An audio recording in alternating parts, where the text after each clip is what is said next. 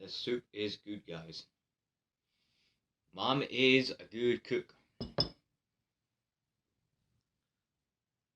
Have you ever wondered what the greatest moment in soup history ever was?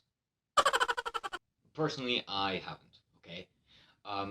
But Joe from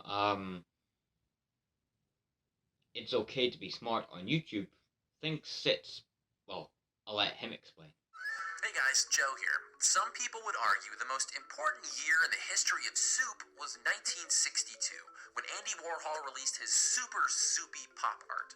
But I think soup's best year came a decade earlier in 1952, when a scientist named Stanley Miller first cooked up primordial soup. Miller's experiment took some simple chemicals like those found on early Earth, bubbled them up through a tube, and zapped them with electricity, and after a few days floating in this soup, he found amino acids, the building blocks of proteins and one of the essential ingredients for life. Thanks, Joe. So, this prebiotic soup idea has been around for about 80 years. And nowadays, it is the commonly taken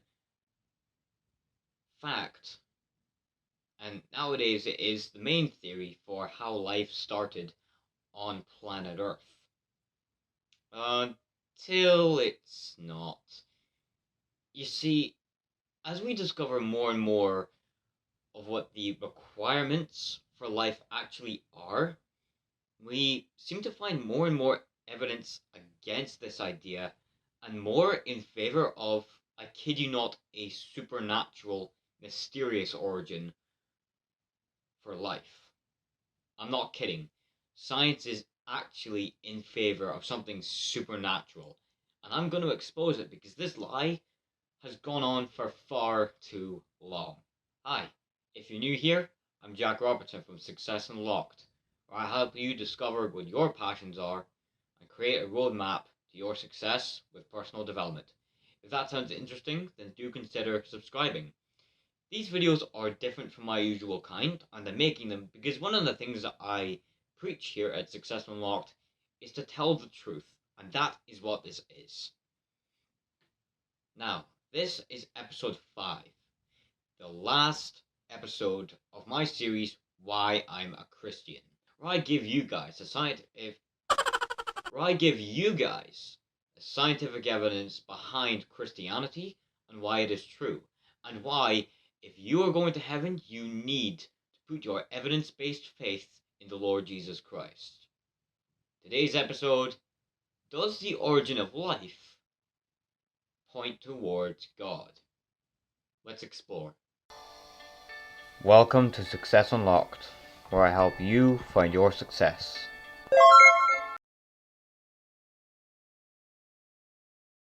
So to answer the question, the origins of life is an excellent piece of evidence in favor of a creator, because there is a paradox which prevents it from occurring naturally.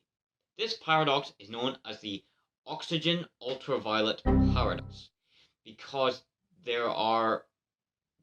prebiotic chemicals are destroyed in the presence of oxygen. But if there's no oxygen, then there's no ozone layer. And if there's no ozone layer, then ultraviolet radiation from the sun will destroy the chemicals instead. On top of this, we actually don't see any evidence for prebiotic chemicals, whether in fossilized rocks here on Earth, which I wasn't actually to find much evidence to back me up on that, so I will make that clear, or elsewhere in the solar system.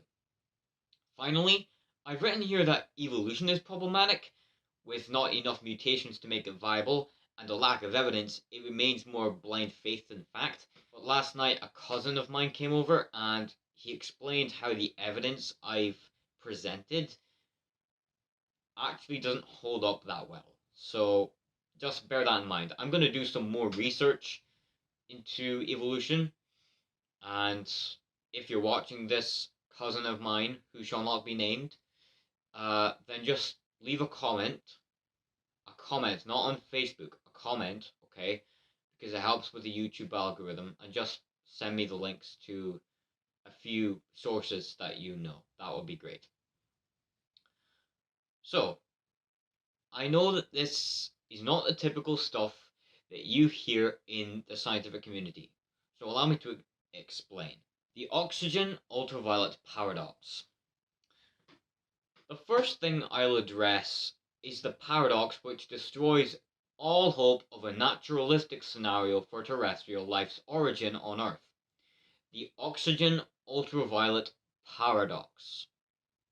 This paradox depicts a scenario where prebiotic chemicals are trying to form life but cannot. This is because they are destroyed in the presence of oxygen.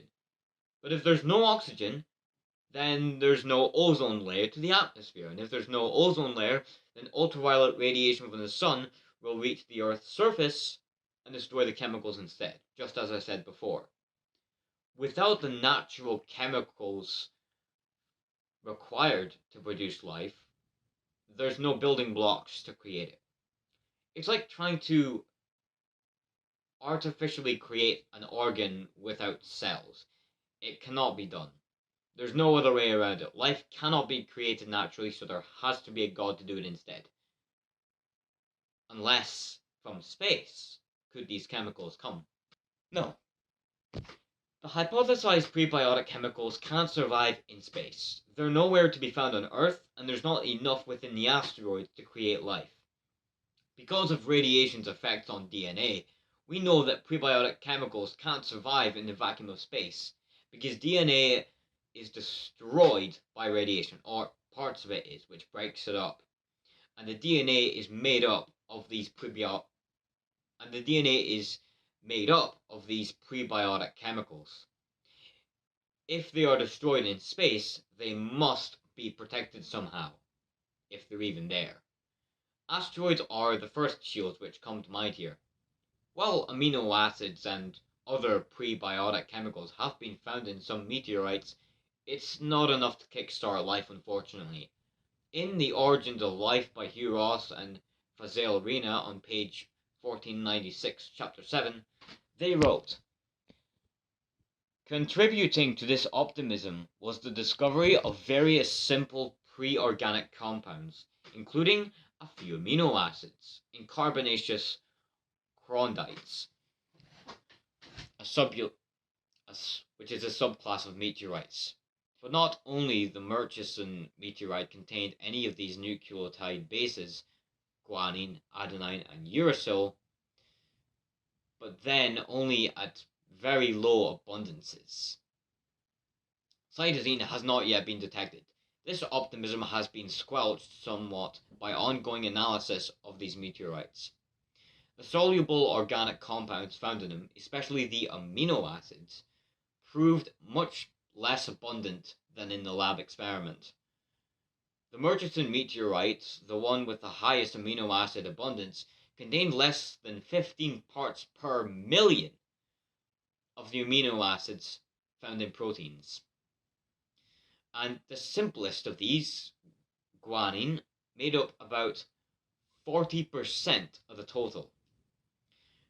The Tagish Lake meteorites, a carbonaceous chondrite recovered and analysed just 1 week after its fall on a frozen lake in Canada, therefore the meteorites least likely to have been contaminated with Earth's organic material, contained from 20 times fewer, by one measurement, to 1,000 times fewer, by another measurement, amino acids per unit volume than the Murchison meteorite.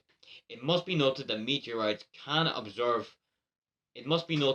amino acids can absorb contaminants in as little as 1 week. So Earth life may have been tainted, even the Tagish Lake meteorite. Nevertheless, the sheer quantity of meteorite impacts on Earth previous to 3.5 billion years ago prompts many origin of life researchers to consider meteorites as a significant source of ingredients for the prebiotic soup. This is unfortunate, because I'm a curious guy, if you can't already tell by these essays. But facts are facts, and there's no point denying it, like so many people do.